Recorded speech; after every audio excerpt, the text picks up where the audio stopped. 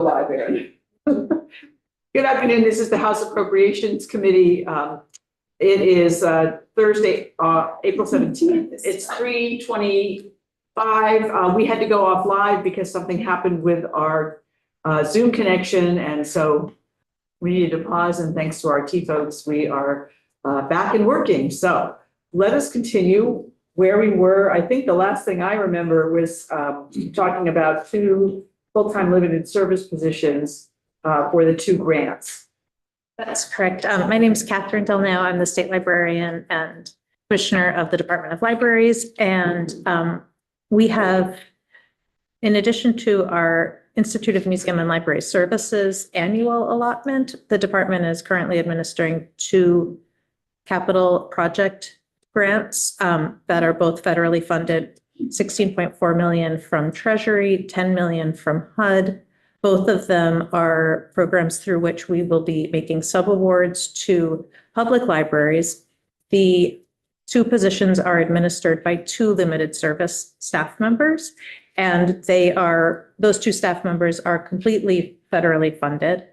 There was a question before we had the technology issues about where we were with the encumbrances of those projects. The HUD project, we have not yet launched the application or selected our subrecipients, but the Treasury funds have been awarded to 14 public libraries around the state, and we are in the process of supporting them as they complete their capital projects. Right before we went offline, I was saying that Brandon and the Brandon Public Library and the Judavin Public Library, which is up in Hardwick, have completed their projects and have received their full base award and have now moved on to contingency reimbursements. And our Johnson Public Library project is about to get seriously underway because that library building, which was flooded in July 2023, will be picked up and moved to higher ground. It will go down the main street, across a bridge, take a dogleg to the right, and be plunked down next to the elementary school in 2 Sundays from now. In the middle of the night, the building will be on the move. So we expect that with the warmer weather, we're going to see a lot of libraries begin completing their projects. We have received some reimbursement requests from, I think, 5 libraries at this time of the 14. So those projects have to be completed by December 31st of 2026. So this is a big primary time for most of that work to get done on these projects. I'm seeing that some libraries in our committee members' communities were recipients. And we do have a goal between the 2 programs to spread this grant funding for capital projects to all of Vermont's counties. We didn't get one in each county through this first process, but we are very hopeful that we will get to every county, and the next grants will be in award amounts that are fewer. It will be less than $500,000 so that the grant can be administered simply. We're trying to get an exemption from some of the environmental review by really focusing on, because the HUD process is quite complex, but if we plan to focus on repairs and long needed maintenance that communities in Vermont really couldn't afford. And these grants are being designed in keeping with the objectives that Senator Leahy's office had when they asked us to try for the $10 million congressionally directed spending. So we're really excited about these opportunities because we usually don't have any money from any source really to give to public libraries in our state for capital programs. So it's an exciting time for us in the department in that way. Just to keep going through the materials that I shared with you, to my knowledge, there have been no real issues with the 2 capital projects. They're both infrastructure facilities projects. There was a time when they were on a list of projects that needed to be reviewed for certain language by the federal government, but there has never been any activity since then. And I believe that memo was rescinded about 2 days after it was issued. So since then, I've heard nothing about any pauses or problems with them. Types of projects, elevators, ADA access, what kinds of things they're doing? The projects will need to be able to be fully completed with no more than $499,000, basically. So it could be a project like an elevator replacement. I think it would be tough if the library didn't have much other money to do a full elevator addition. We're also focusing on projects that are really repairing a lot of existing features. We're still looking at what we may be able to do with ADA as far as ramps. The historical preservation aspects of some of the older libraries can be really challenging, and the exemption that we're going for to sort of fast track the projects and get the money out quickly may mean that historical buildings may not be able to have a ramp. So we're working through the design of our program right now, but things like roof repair, water damage, building envelope repair, structural repair, like if somebody needs to replace a beam in the interior walls, those types of projects are things that we're looking for, that we're looking toward doing that I think should be within the scope of this project. Additionally, HVAC repairs or the addition of circulating air, which was really something that is, to me, an ADA issue as well, because it helps people who are immunocompromised use the space if there were any viruses or germs circulating. Those are some of the things that we're really looking to do. Furnace replacements. So really, if we do a 1-for-1 swap out of existing features, I think that's going to be the simplest way to make a big impact quickly for Vermonters and get the money out there. So those two grants don't sound like they're going to be in touch, but we know IMLS has been targeted sort of, but looked at. Yeah, I'm not sure. I thought, is the grant still possible?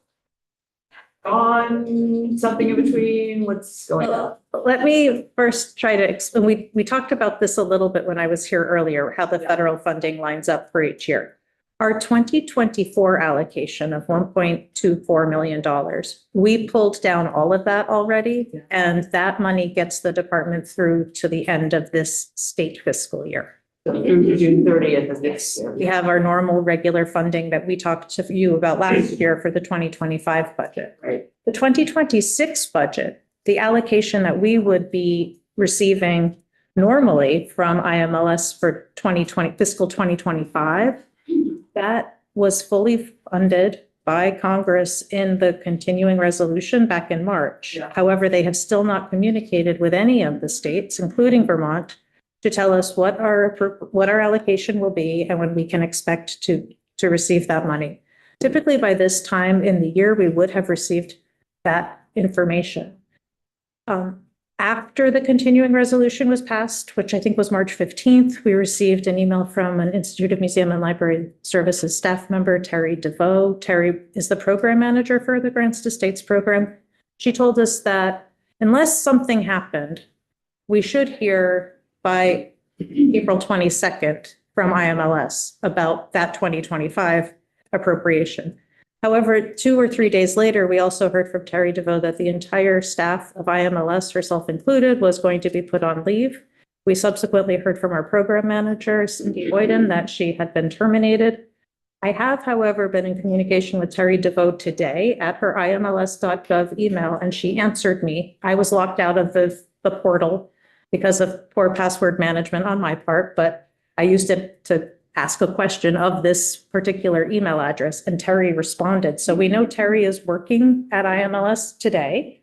We also know that they haven't shown us, any state librarians, the plan that the executive order required the acting director to submit to the Office of Management, I think OMB. They have not actually delivered the plan to any of us upon request. FOIA requests have been denied, so it's very difficult to know what their plan for the future of IMLS is. Did you say that FOIA requests were denied? Yes. I did not place a FOIA request. Right, but you know do you know on what basis? They said that there wasn't a plan yet, and then maybe a day or two later, they started releasing their staff and terminating grants. So any of the discretionary grants appear to have been terminated. For example, here in Vermont, the Vermont Historical Society had a discretionary grant related to their COVID project. That they received a termination notice for. My understanding is that the state curator had an IMLS grant related to one of the statues at a rest stop or along the highway that was terminated. And certainly our colleagues in other states, other state librarians have reported that the non-grants to states grants have been terminated. So digitization grants, leadership grants, all of the other funding streams, they appear to have received terminations. 3 states have received grants to states terminations. Those states are California, Connecticut, and Washington State. We have not received any termination notices. My colleague Jeanette Schaefer, who's Assistant State Librarian for Library Advancement and is also our IMLS Grants to States Coordinator, checks religiously about 3 or 4 or 10 times a day to see if there are any new emails. I've been watching, we've heard things have gone to people's spam boxes, so we just keep checking, but we have not received the award notice, nor have we received a termination notice. So I'm hopeful we will hear something soon and that our concerns will be resolved and we'll hear that they agree that this is a statutory obligation. There was a lawsuit that was filed by 21 states, including the state of Vermont, related to the IMLS executive order. I understand that there is a hearing on Friday related to that case, which is Rhode Island. Rhode Island was the lead state in that case. So what does that mean for Vermont is probably what you want to know. And it's really difficult to say exactly what that means for us because we don't have any indication at this point that our grants to states 2025 allocation will not come. So if we are told that it has been terminated, or that they're no longer running the program, or that once they pay out the 2024 grants, they're shutting down IMLS. If we were told that, then we would develop a plan. The materials I shared with you that supplement the budget materials, probably not your favorite thing, but I've sent you some spreadsheets. And you can, I love spreadsheets and binders.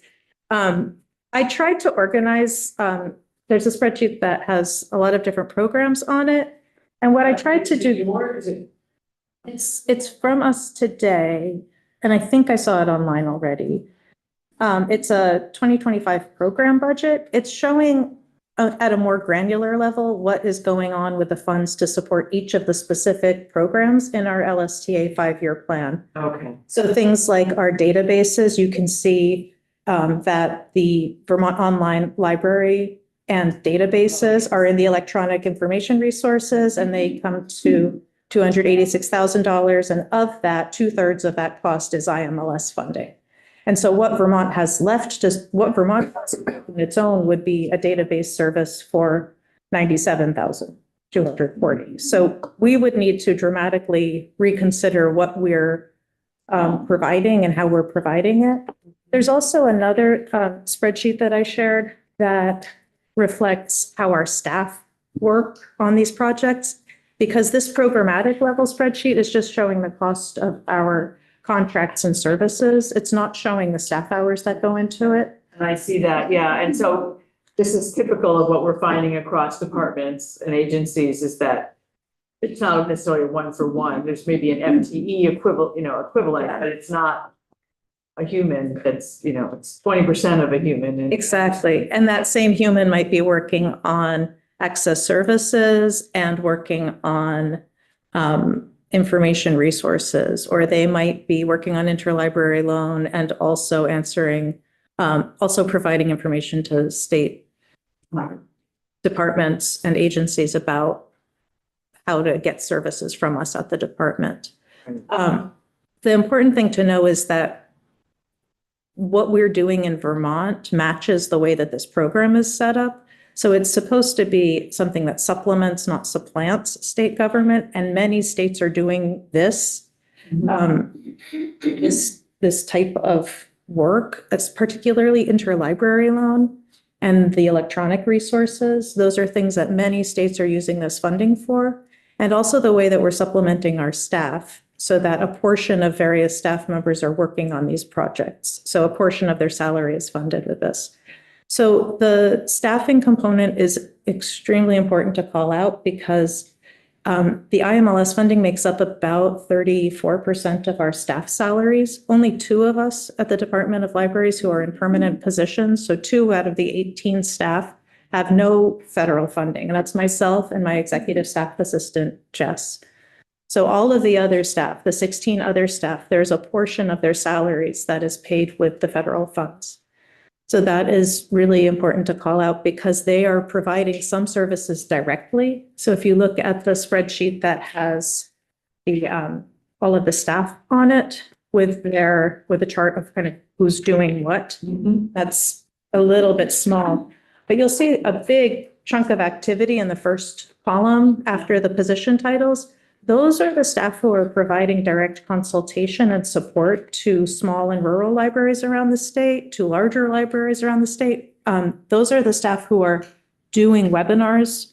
Last year, I believe that our department offered more than 60 webinars to library staff. We also train trustees. There are 187 public libraries in the state. Each library has at least 5 trustees.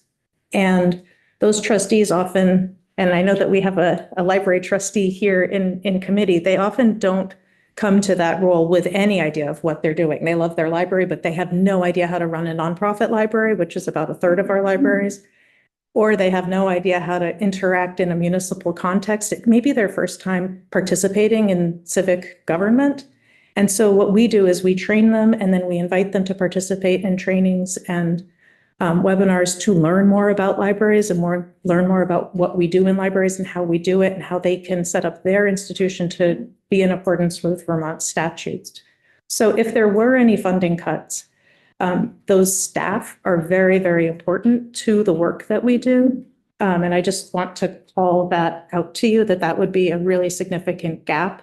And I think when I was here previously, we talked a little bit about interlibrary loan and how important that is to Vermonters. We're sharing resources around the state and also sharing resources around the country and the region. So that is something that you can see in the program budget, how much that's costing. I mean, it's easy to say we would cut, if we didn't have federal funds, we can't possibly give grants that are 100% federally funded to each of the public libraries on the Courier. That would probably mean that the big libraries could continue to be on the Courier network and the little libraries couldn't continue to be on the Courier network. So it's just something for us to watch as we're thinking about balanced library services, the needs that small communities have. And the same is true of databases. The department used to have libraries pay in to have databases. And what we saw was Chittenden County, Addison County, Washington County, the big libraries had some nice databases. The other counties didn't really have any money for databases. So this becomes a cost of living issue at the local level if these funds go away. And I think that's why we're seeing such a lot. I know I probably see it more on my phone than you see on your phone. You have other news alerts, but you've probably been hearing a lot from public librarians in the communities that you live in and serve who have been talking to their newspapers about this. It's because for them, if they need to pay those costs, there will be other costs that they can't afford to pay at their local level. So I'm really hopeful we will have the federal funding, but it is a really challenging time for the community and for the department. We've already reduced over the years significantly. The department used to have 6 buildings around the state with staff at each building providing services regionally. That was pulled back significantly, gone from around 60 staff over the years down to 18. I think it would be very hard to cut further than where we are right now and to still provide the same quality of service.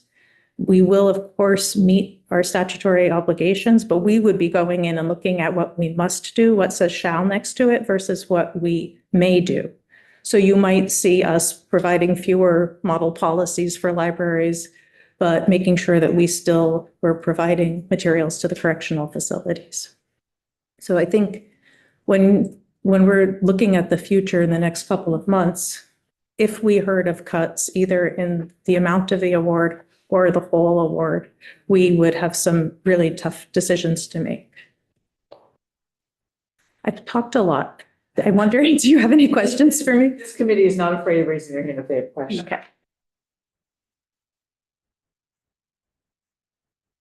I think we're all kind of absorbing everybody that comes in and sort of thinking about it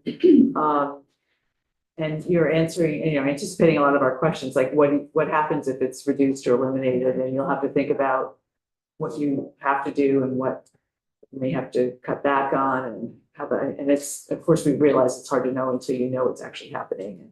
Yeah. And it's, we could plan for the worst and spend a lot of time doing that. Yeah. And not focused on our regular work. So right now we're trying to balance doing our regular work, responding to these pressing queries that don't seem to stop. But the thing I do need to make sure you understand, and I think you do, because when I'm talking about libraries, I'm seeing looks of acknowledgement that you use your library, you know what the library does in the community. But when we're looking at periods of economic instability, like 2008 with the significant recession, library usage goes up during those times. When you're looking at times when access to social services is more difficult to get, people come to the library and they ask, how do I do X? That's the reference question. So if there are services that are changing, if there are services that are decreasing, if we're trying to make sure Vermonters can access either what's left of federal services or different functioning of services here in Vermont, every community that has a library has somebody there who can help a Vermonter to get that information. So I would argue that it is quite important to maintain access in these communities and to continue to provide services. And so I know it might feel like we fill the holes in the roads. Do we serve people? If there are many cuts and you're looking at many areas, just try to remember how the library is really in these 187 communities, a point of connection, a point where people come for information. We have seen usage dip during COVID, and now it's come back up to just about where it was before. And I think Vermonters have really shown again and again that they value their libraries and they want to use them. And I think we want to be there for them. So that's really what I would urge you to remember. Thank you. Well, appreciate all the work you do. I think we all love our libraries. Mine is under construction. We have Yeah. a mini library, and the National Bank of Middlebury was generous enough to give us a bunch of space. And it's very exciting to see that we're going to have an expanded. They're not tearing down the whole thing, but we have to move out completely. It's a big project. Really looking forward to seeing that when it's Yes. completed. I wrote a lot of letters for congressionally directed space. Very support letters. So anyway, it's very exciting. Yeah. Libraries are pretty special places. Well, Thank you very much. Thank you so much for having me in. Okay. So we were delayed, but Erin was also able to get our next guests who are on Zoom. Yep, thank you, Erin. She has submitted them. So this is the for Crime Victim Services. Hello, Jennifer and Carol too. Yep. Okay, great. Thanks for your patience. We had a little technical difficulties. Seems to be happening a lot these days. We appreciate you delaying for a few minutes while we could get done with our previous guests. You want to introduce yourselves for the record and talk to us about your area, please. Sure. Good afternoon. My name is Jennifer Pullman. I'm the director of the Vermont Center for Crime Victim Services. And this time I brought the brains of the operation with me. So I'll let. Great. Good afternoon. My name is Carol Brochu. I am the Director of Finance and Administration for the Center for Crime Victim Services. Thank you and welcome. And I'm just checking our committee page. We have some information for you on the committee page. So tell us what you'd like us to look at. We have federal funds in the budget and then a spreadsheet. Where would you like us to go? I hope that you also have our memo to the committee as well. Yeah, I think that was the memo that has the pie chart on the front. Perfect. Yes. Thank you. Okay. Do you want to start there? Well, I think I am here just to do that brief high level piece. And I think looking at the memo and then the spreadsheet would be helpful. Okay, great. I did attach the piece that the JFO and the report of the treasurer, because I think it provides important context. And we are really grateful for the chance to drill down and have a more specific conversation around federal funding. As I'm imagining that you had this presentation from the treasurer's office, but you can see clearly on page 6 that the Center for Crime Victim Services relies, and you know this, 55% of funding is through federal funding. Sorry, Yeah. I'm sorry, am I seeing that one? The one I'm looking at only has 5 pages, so I'm not sure what I'm. I'm sorry, I'm speaking about, I just wanted to reference the JFO report that, It's under, I'm sorry, I didn't hear you, Erin. That's okay, it's under Emily Burns' name. Oh. It's federal funds in the Vermont budget. Oh, yes. It's Okay. presentation she put together. Ah, yes. Okay, now I see it, all right. and on page 6, when we're looking at the protection budget, you can see that other than the military, we are an outlier in terms of how much we rely on federal funds. And what makes this even more troubling for us, and you'll speak, well, when we speak to the impacts, you know, this is important context, because our fallback is special funds. So this committee is well aware of what that situation is with special funds in this state. We receive less than 2 million in general funds, the majority of which are straight pass-through. So when we think about reduction or elimination of federal funds, that is absolutely catastrophic. And I was really happy that a legislator actually brought this to my attention, because she was in a presentation where the treasurer had identified us as a high-risk organization, which is not a surprise to us. It actually, Yeah. in a sad way, it was quite validating for what it feels like on a regular day for us, and then what it felt like when there was the freeze. We have 57 subgrantees who rely on federal funding. How many? 57? 57 programs in this state rely on federal funding. And when I say rely, I mean they rely on that. That is the network programs, child advocacy centers, legal services, restorative justice programs, programming for underserved populations such as disability rights, such as the Pride Center, such as the Association of Africans Living in Vermont, agencies that now more than ever need help and support in this climate. So I think that's just, again, that important framework. And because when we think about what would happen, I don't want to come off as Chicken Little, but the sky would fall. Because if we were to lose federal funding, the center would close its doors. We could not exist as an agency, as a state agency, without federal funding. And that would also be catastrophic for the programs that I just mentioned. Again, 57 programs in our communities that don't just have the luxury of having a small pot of money to keep the doors open. These are a significant part of their budget. When the freeze was issued, we actually had a program right away that said, we have to stop providing services. We can't do this. We absolutely cannot have people coming to work if we don't know they can be paid. Carol worked tirelessly for 2 days to try and draw down as much as we possibly could to make assurances to our subgrantees that we've got you covered, at least for a month, at least for 2 months, which is a horrible message to send to people that already do extremely challenging work, overstressed agencies that are under-resourced, that have been level funded for 15 years. So they're calling us frantic. We don't know what's happening with the messaging, but Carol worked to say, at least we've got you covered for now.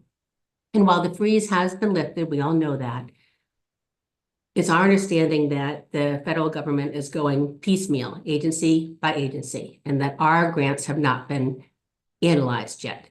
That meaning the grants from the Department of Justice, Office of Violence Against Women. We did have a small taste of this. We are getting inquiries from the federal liaison on the rural grant that we have provided for years. And they would like to see all the presentations and PowerPoints provided by all of our subgrantees during the past couple of years. Our grants manager said that could be over 100 of them. And they were like, well, for now, send us what you can. So the burden on obviously the center, but more importantly, on our subgrantees to come up with materials to share with the federal government, not knowing if that's going to put them on a radar screen. Because what's important to note is that during the previous administration, it was a requirement that agencies be thoughtful about being inclusive. So materials were presented that reflected that. And now they are stressed that did they produce something that is going to put them literally, a target on their back? Right. So when you say the federal government, who specifically is requesting this information? Where is it coming from? It is coming from our grant administrators at the federal level. So we are getting those requests, starting to get them. The rural grant's the first one that they're going through with a fine tooth comb. Okay, and what agency is it? Is it Justice or where is it? OJP. Okay. But we Most administer of our grants come Fine. through Health and Human Services and Office of Justice. Office of Justice, okay. Okay. So again, at a high level, if funding were even cut, as you know, we have a $1.1 million deficit in VOCA funding this year. That's our largest grant. Back in fiscal year 2018, it was at $6.5 million. It is now down to $1.9 million. So there's already been a loss that has forced us to begin to plan to make cuts for fiscal year 27. So that is already taking place. Further loss of federal funds, an elimination would shut down programs. So it would shut down the center, shut down programs. Further loss would also put programs at risk, as well as the center. So you'll see in our memo that we provided a list of, the programs that we support, and also the key services that they provide. And we're really, again, grateful to be in a place where you would like to engage us in further conversation about what this means. And Carol, again, is really the brains in this position. She's been in it for 15 years, and she's seen these trends, and she's seen the impact, and the days in which the center could be more generous in its planning, more forward thinking, are no longer here. We are at that place. And I don't know how you would like to proceed from here. If you want to go through the memo, if you want Carol to explain the spreadsheet. I think the spreadsheet would be good. I'm seeing that you sort of grade out the other stuff that was yours, and then we have maybe 6 grants. Is that what I'm looking at? Yes. So yeah, I grade out everything else. I like to just kind of put it into ours so that you can see more of a snapshot of it. Great. So again, with this spreadsheet, what you're seeing is, again, it reflects the 24 information, but what's really important is the information that we have in column N, where it shows the amount budgeted in 26. And this is what Jen was talking about. This was a grant that was 6.7 million back in 2018, and it's now 1.9 million. It supports, as you can see, just that one grant supports almost 28 full-time positions. And I think that number is probably greater because what we're seeing again is in a lot of places, we did that based on a 40-hour work week. That's not always the case. That particular grant, again, and you'll see in our notes just how much the impact has been that these programs, although we have been able to level fund them up until now, have really had significant cuts. When you really look at inflation and you look at, again, the number of hours that they can truly support, we're seeing that.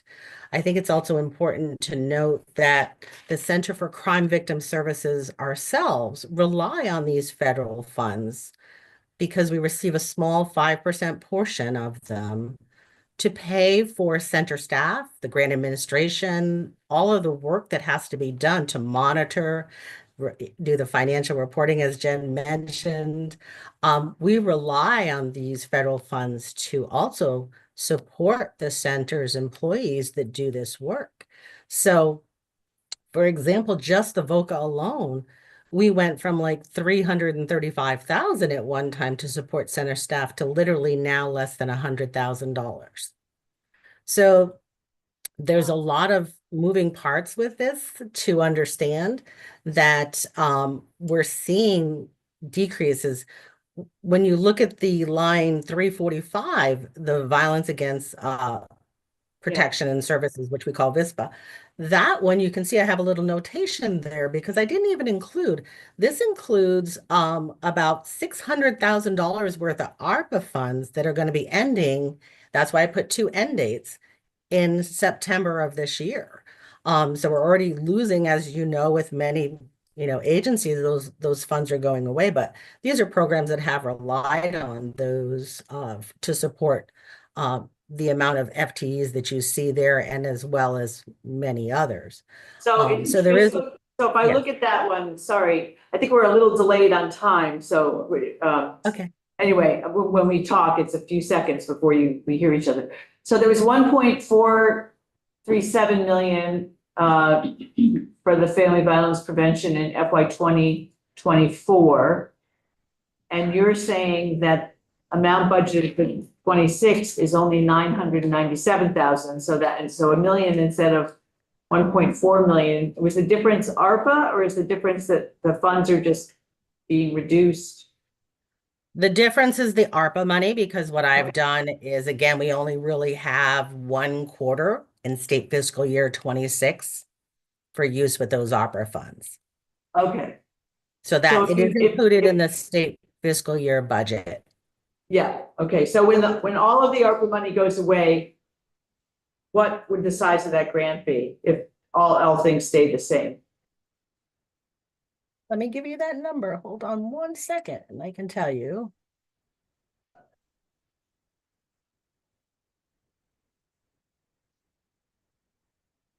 So in state fiscal year, the VISPA grant, hold on 1 second.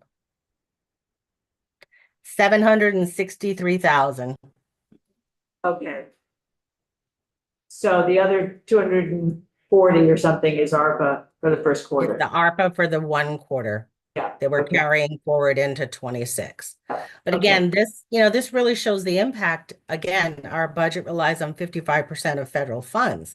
We rely, as Jen mentioned, on about 1.6 million in general funds, and then we have about $4 million in special funds. But what is really important is to also understand that the special funds that we talk about, that I build in a budget, is reliant on revenues coming into those special funds. And what Right. I've seen is a 47% decrease since I started doing this work, for sure.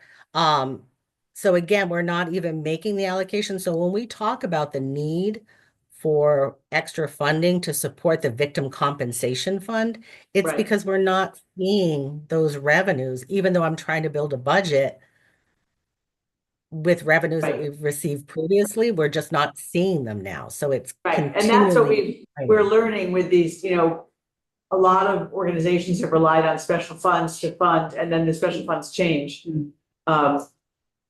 Absolutely. Fees changed, or they don't exist anymore, any number of things. Go ahead, Tim. Well, thank you very much for all of this. I have a question about, the sub-grantees, whose services are funded through this federal funding.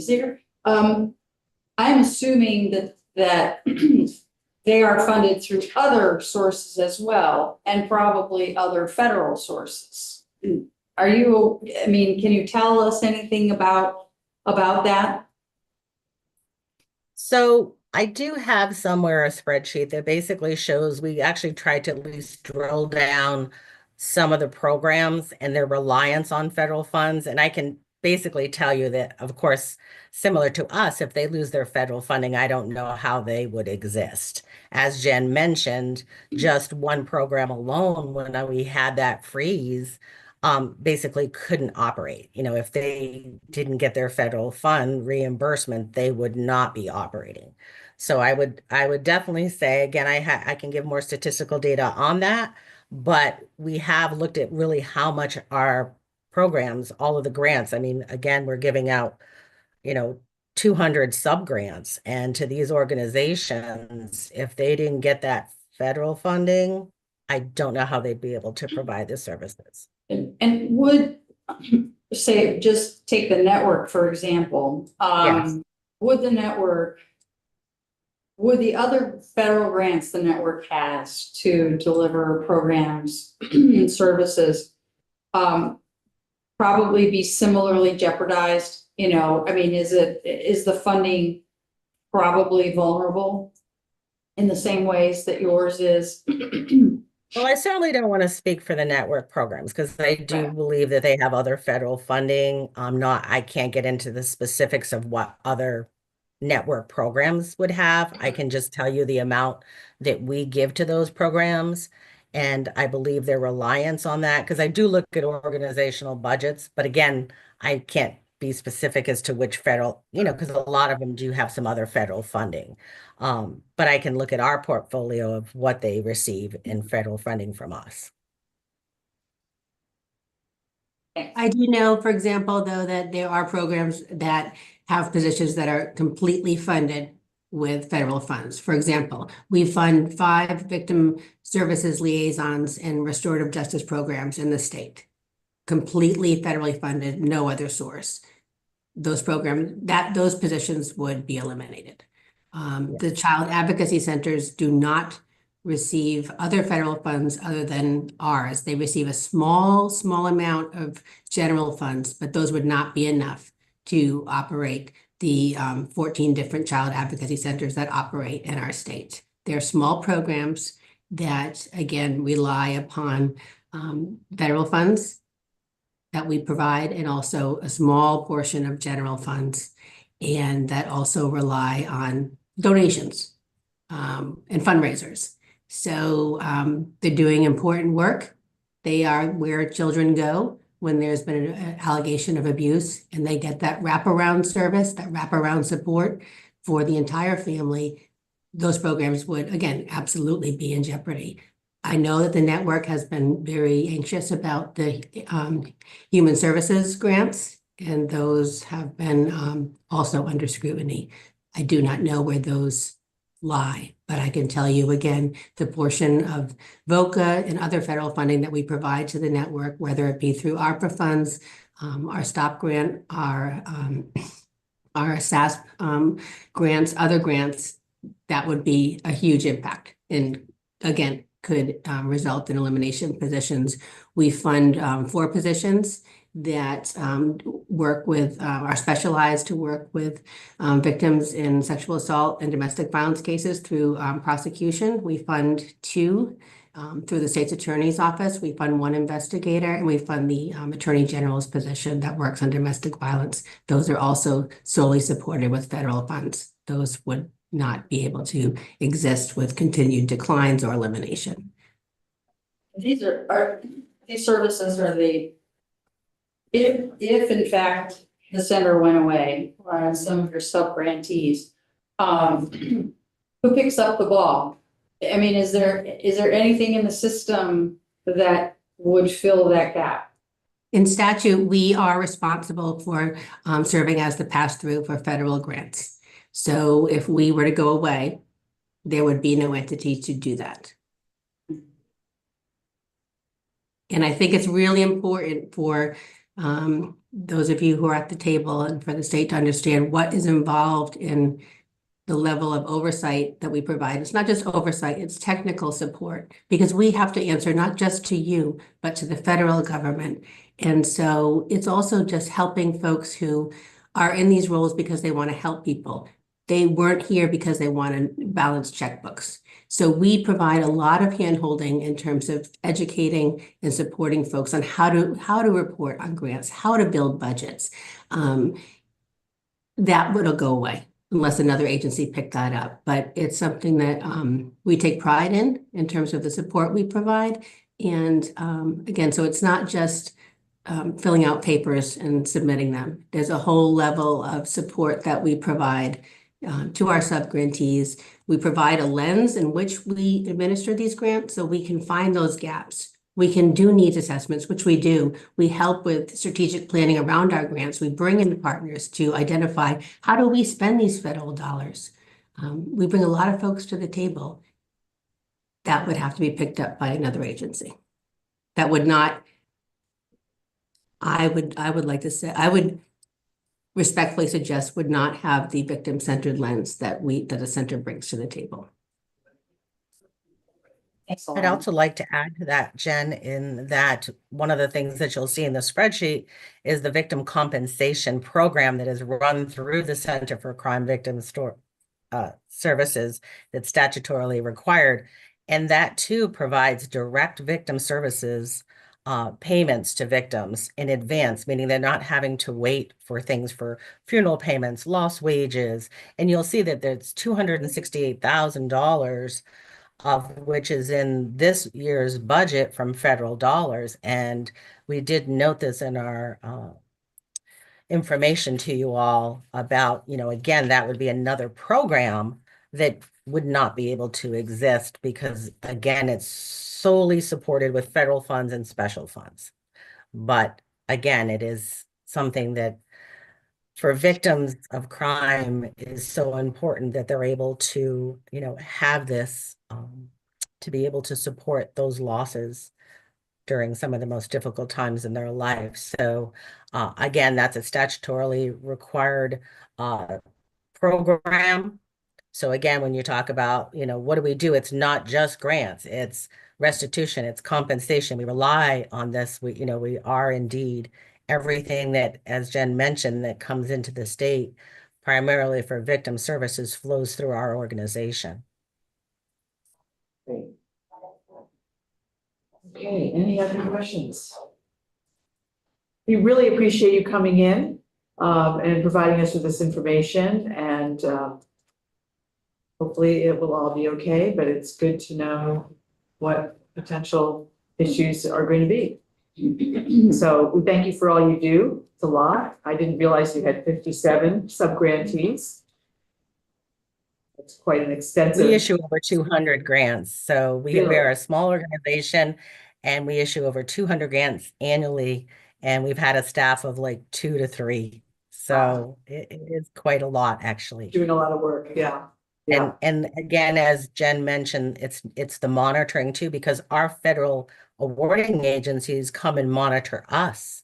I mean, I've had OJP, OIG, you name it, they've come and they monitor these. And we know that that's probably going to be even more likely in the future, that we're going to see even more audits coming.